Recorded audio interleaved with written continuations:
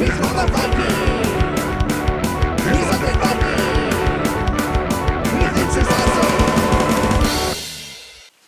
everybody, it's me, Undead Viking. I'm going to take some time out of your day here to tell you about this game, Battalia, The Creation. Now, this is a game for 2 to 4 people that is technically kind of a area control conquest game with a deck building theme or mechanism to it. When I was contacted about this game and asked about taking a look at it, I had my initial reaction that I normally have when somebody tells me about a deck building game. I'm like, oh, deck building. I am not a huge fan of that mechanism, but the artwork and the scope of the game really intrigued me, and so I asked them to send me a copy, and I've taken a look at it, and I've had a lot of fun with this game. I did not envision myself enjoying it as much as I have. It's going to take a while to kind of show you everything that you can do and how to play the game, so let's cut this intro short, and I'm going to tell you more about Battalia and show you how to play the game, and then I'm going to tell you exactly what I dig about it in my conclusion. Alright, so let's show you how to play and show you what Battalia looks like. This is the game board for Battalia, and I'm going to show you an overview of how to play. I'm not going to be able to really touch on everything, otherwise this is going to be a very lengthy game if I explain every single rule to you. I would invite you to go ahead and check out the rules online. They're very well written, and they're pretty straightforward. This is a deck building game, and if you've never played a deck building game, I might have to ask you where you've been.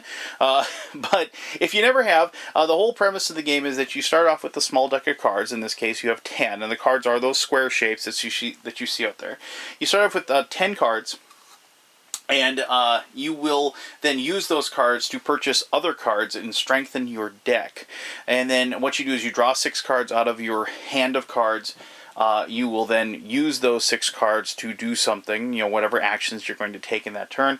Once you're done, then you will discard those into a discard pile, and then you'll draw 6 more cards, and then if you don't have 6 more cards to draw, you will then shuffle your discard pile and draw as many as you need to get to 6. And that's how you kind of shuffle through your deck on a repeated basis, and that's why they call it a deck building, because you're going to be buying or creating or gathering new cards to put in your discard pile, and then eventually those will come up for you to use. Now, unlike a lot of deck building games, there isn't a set type of card that you're going to get at the beginning of the game. I mean, there kind of is, but not truly. This is a game of factions. There's 4 factions in the game to represent the 4 different elements: earth, air, fire, and water. And you will get 3 level 1 unit cards, which are these guys over here. These are the unit cards. They come in levels 1, 2, 3, and 4. And if they cost you get 3. The 1, 2, 3, 4 is their weapon rating, and they obviously as they increase in power, they cost more to gather. To begin the game, you get 3 level 1s for free. You get 1 level 2 and 1 level 3 for free, and those are drawn randomly and after you've shuffled up those decks. And I did that, and then what I got was a level 2 red, a level 1 blue, a level 3 air, and 2 level 1 airs. So I've got kind of a air strong deck. Now, to go along with those, for each one, you get 1 supply card. And you'll notice that there's a little handy thing here. When you're recruiting new units, you can see there's this little supply thing there. You notice how those symbols match up. It takes 3 supply cards to purchase a brand new level 2 unit. So that's kind of a neat little thing they have in there. And this is part of the game that I really like.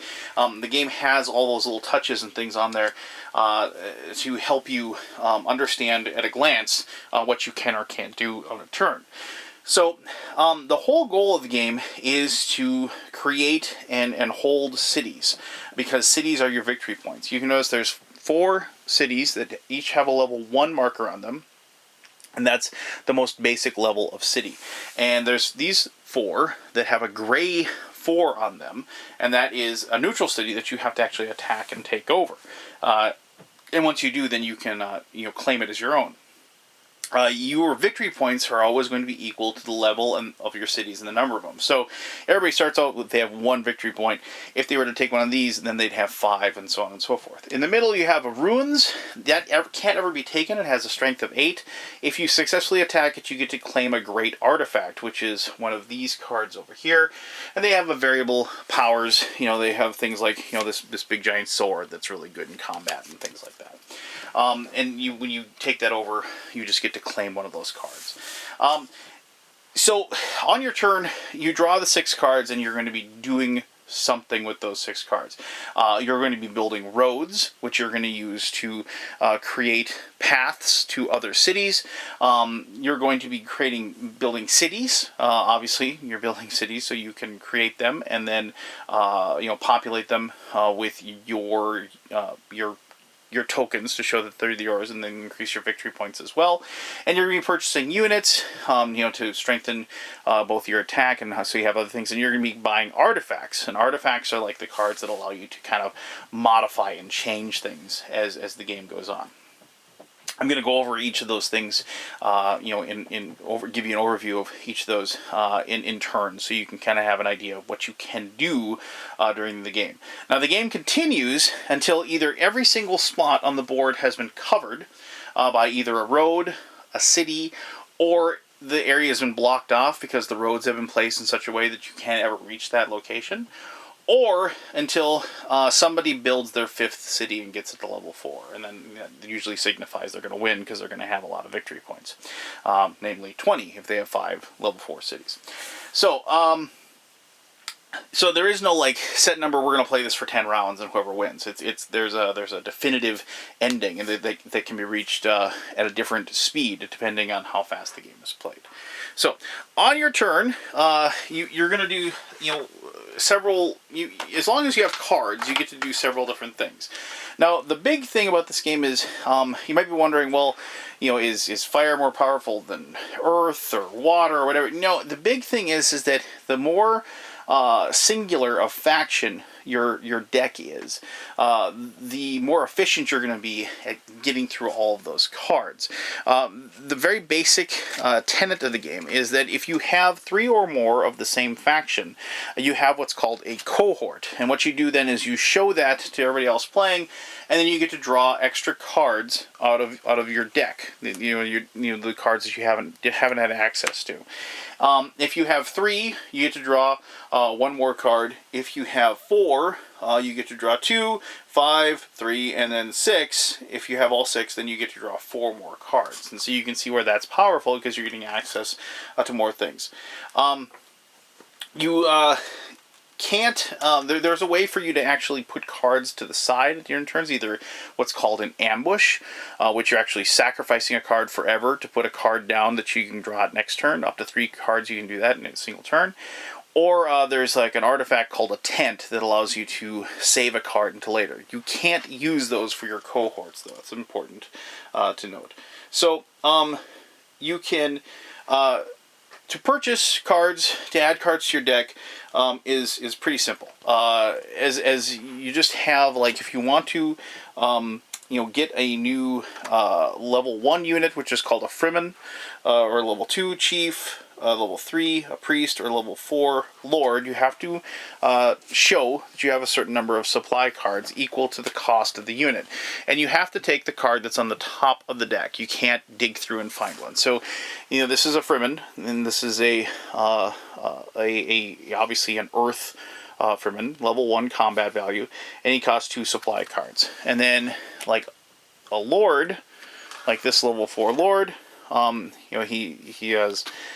he's a Lord, and he has 4 combat strength, and he would cost you 5 supply cards to purchase him. And that's as simple as you do that. You take the card, put it in your discard pile, and then you have access to it. Very straightforward. Now, artifacts, however, are slightly different because there are 7 different types of artifacts, and they're those cards up there. And they are tools, a weapon, amulet, a title, a magical scroll, a tent, or a horse. And just because it's kind of tough to see those over there. And I'm going to show them to you here. But like you have these really good player's aid with the creation costs in them.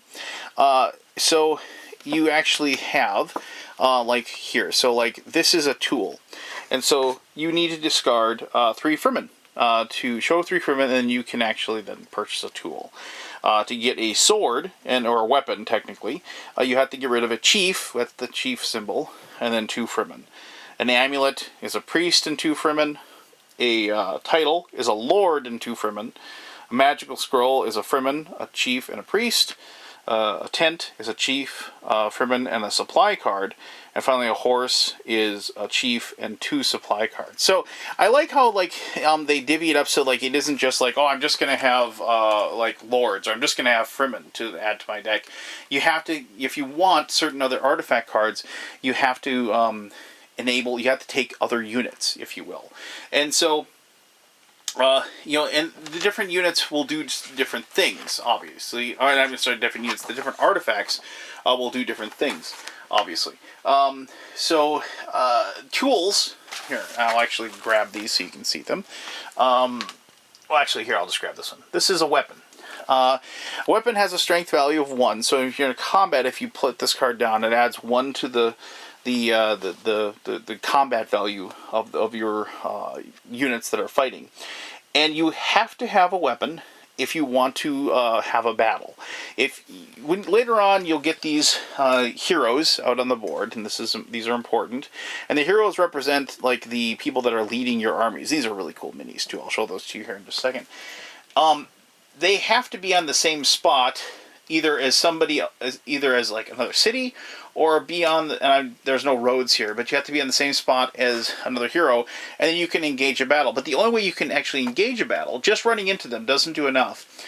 You actually have to have a weapon. And if you don't have a weapon, you can't start a battle. You can still defend yourself if somebody attacks them, but you can't initiate a battle without a weapon. This is the scroll, as you can probably guess. Magical scrolls. These allow you to transform cards. What you can do then is that you play this, and then you put another card on top of it, say like, you know, a level 1 unit. You put it on top of it, and you can transform it to the faction that you, whatever faction you want to change to. You can even change the scroll card into another faction. And what you do then is you dig through the pile and take the one that you want, and then you add it to your deck, if you will. The tent, that's exactly what I said. It allows you to take a card. As long as you have a supply card, you can then put another card on top of the tent and use it later. I'm going to reach over here, grab this one. These, because I grabbed 2 of them by accident. These are the amulets. Amulets are a little bit goofy because they actually have a die that you're going to roll for the amulet. When you enact an amulet, you can... this has the power to multiply for the current turn a card, but sometimes like nothing. If you roll poorly, nothing will happen.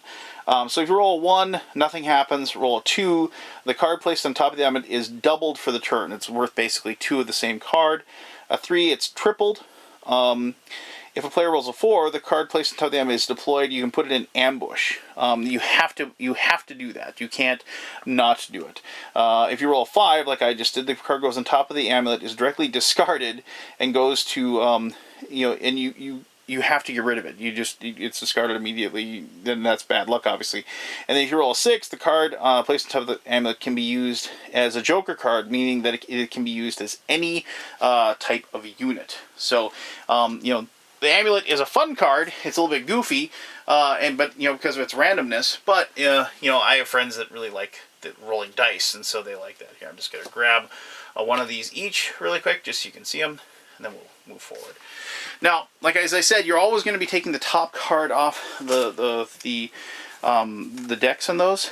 There is a you might notice this little spoke thing over here. I'll explain that in a little bit. That does change things up a little bit, but I'll get back to that. All right, so here we have the title. These are the title card is placed on the table.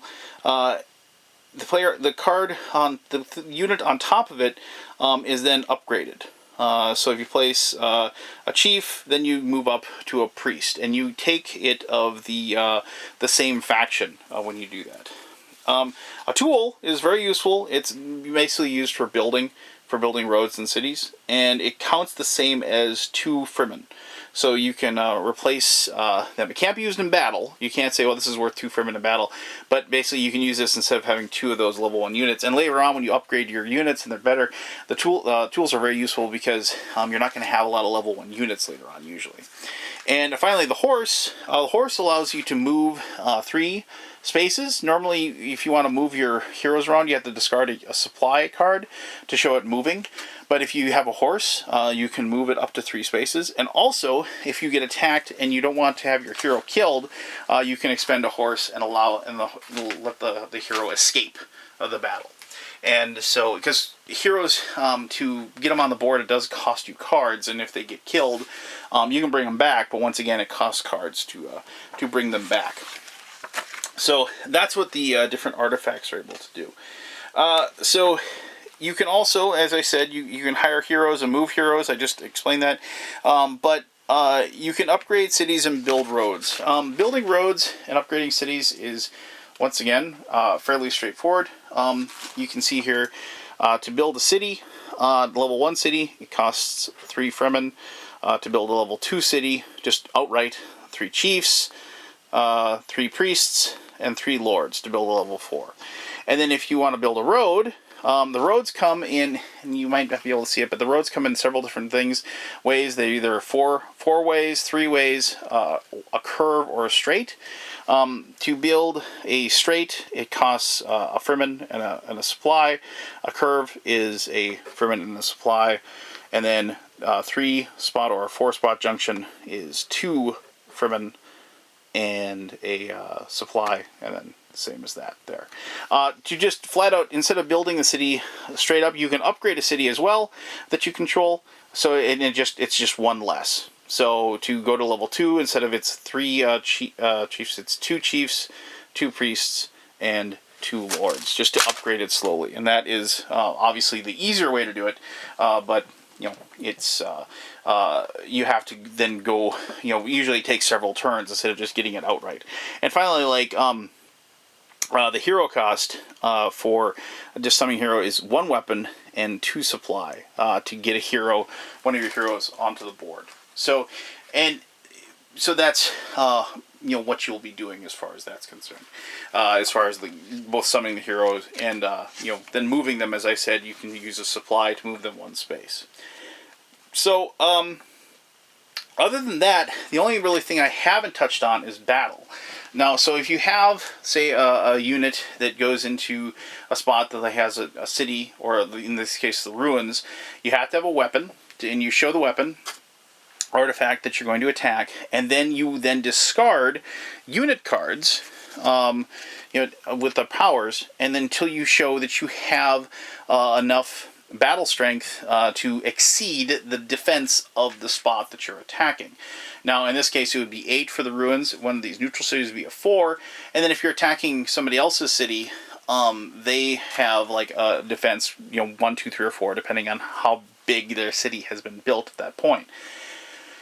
The defender has, if they have a hero in a city, they can choose to have the hero add to the defense of the city, or they can have the hero step out of it. But the defender has the option, if it's another player, to discard cards as well. So it becomes a situation where the attacker will show, I'm attacking with this level 2, this level 3, and this level 1, or whatever. And so then there's a total of 6, So the defender then can show cards that have to at least meet that level of attack that they've put down, because the defender will win tie. And then it goes back to the attacker, and then they can discard cards to increase their attack, and then it goes back and forth like that until one side no longer adds any cards to the defense or the attack, and then you determine who wins the battle via whoever's got the attacker has to exceed the amount, and has to be and the defender just has to at least be even. Once you figure that out and who wins, then you would then affect the heroes that are involved in the battle.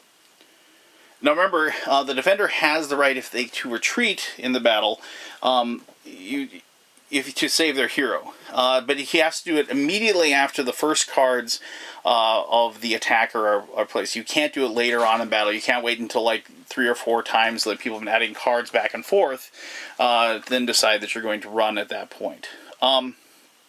If you don't have a horse, you can deploy either 2 or 3 supply cards to escape. 1 supply card won't be enough to get away. You have to do at least 2.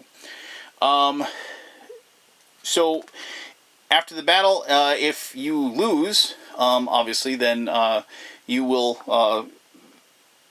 The participating heroes of the defeated opponent are disbanded. Their figures are removed from the board, and you got to resummon them. So the attacker can lose their hero as well. And after all is said and done, whether the defender won or lost, they get to draw back up to 6 cards. So they aren't stuck with fewer cards. But they have to wait until the end of that player's turn before they can do that. So you're not like a sitting duck for the next player. After that first person is done. So that is kind of the basics of the game. The only thing that I didn't talk about is actually this cool little spire, if you will. And you can see each one of these is a different artifact that's in the game. And you can see there's this little kind of like sun shining on that particular location. Now, the very first turn you don't move it, but after that, whoever was the first player, before their turn, they're going to spin the dial like so. And when they do that, you can see eventually certain things are going to match up. Like here, the scrolls are matching up. On here, the tools are matching up. So when you have, and this is called the Sun Oracle. So normally, when you create the artifacts, you have to pick the topmost symbol of those decks. Remember I mentioned that?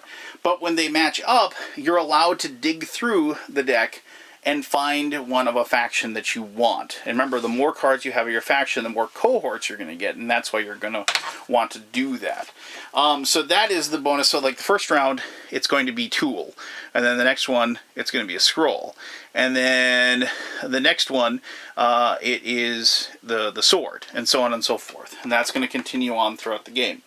The one that is illuminated by the ray, that little sunshine or whatever that is, the powers are doubled for that artifact in that turn. So like here, like the swords would be worth double power. Tools are worth a double power there. The scroll is worth double, and so on and so forth. So that's fun. And that's kind of a neat little thing that you have to kind of like, you can plan ahead for. You can say, okay, well, I know in 2 turns, the tents are going to be more powerful. So I'm going to wait until then, and then that's when I'm going to store a bunch of cards, with my supply cards, and I'm going to, so I can use them at a later time, and things like that.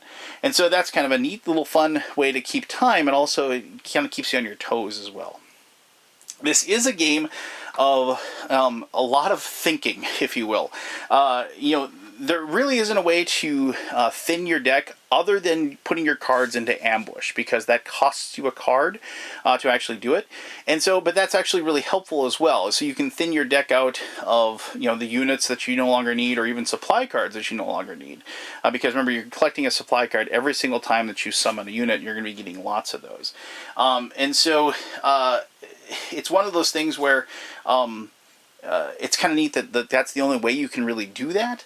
But it's neat that like ambush is such a powerful ability, being able to set aside cards for the next turn, that you're going to want to do it anyway. I kind of like how that goes hand in hand. I mean, there's a lot of stuff like that that's cool about the game, but let me tell you about those in my conclusion, which I'll do right now. All right, thank you very much for taking the time to watch that. I knew it was going to take a while just because there's so many things that can go on and so many different options that you have when you play it. And I kind of skirted over a few, and I didn't really dive deep into the water with a lot of the different options. But when I got a hold of this game and I sat down, as I usually do, and I tried to just play a couple turns by myself just to kind of get an understanding and a feel for the game, I immediately... It was weird. I know people are going to compare it to Mage Knight just because of the fact that it is kind of fantasy themed, and that it has, that same kind of deck has a deck building mechanism tied to it, but it really isn't that. I enjoy Mage Knight, and I find it to be a lot of fun. But this is a different beast, and it's still, and it's a lot of fun as well. This is a game of kind of constant struggle. This is, for lack of a better term, I got the feel this is the game that Mythotopia really wanted to be. And I really wanted to like the game Mythotopia, but it just fell flat for me. I didn't enjoy it very much at all. However, this game, I think it's because more had to do with the fact that each one of the cards, since everybody kind of has access to all the same stuff, if you will, the same cards, the same units and everything, it became much more deterministic and much more strategic in my mind. And I really enjoyed the conflict basis of the game. You can survive for a little while just kind of building your own cities and building them up and kind of sticking to yourself for a little while, but you need to move out, and you need to you're going to run out of space, because I forgot to mention this when I was talking about the game. You can't build cities next to each other. You have to have at least one road between you, so you can't just build a bunch of cities right next to it. You're going to have to move out, and as soon as you start moving out, that's when your cities become vulnerable. And even though you have 2 heroes that you can summon, they can't protect everything. And so, in a lot of ways, having a good offense is a really good defense in this game, because of the fact that if you are in somebody else's garden, trouncing it and tearing it apart, then they have to worry about you, and they can't worry about attacking you. And so, if you have a good plan of keeping your opponents on their heels, and then maybe like taking a brief break to build up a couple of your cities to increase your points, and then going back on the offensive, I think you're going to have a lot of success with the game. And just the whole aspect of all the different artifacts and all the different powers, tying those together, the solar wheel, if you will, altering those abilities and altering those effects. There's always something going on, and this is a game where even when it's not your turn, you're plotting your actions. You're plotting what you're going to be doing. You're building. You're trying to determine what your cards are going to help you to do once it is your turn and once it comes back around to you. I honestly, this is one of those games where everybody. There's a lot of games where people talk and chat and are always, BSing about whatever, but this is one of those games that when I play with my game group, it's eerily quiet. Everybody, other than like some mild cursing when somebody attacks somebody else, or when somebody starts like maybe taking units that are in their faction that they want off the top of the deck, things like that.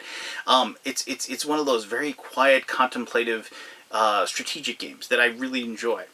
It isn't super heavy, but it's as heavy as a deck builder gets, in my opinion, and mostly because of the fact that you're dealing with other people and you're dealing with playing against them.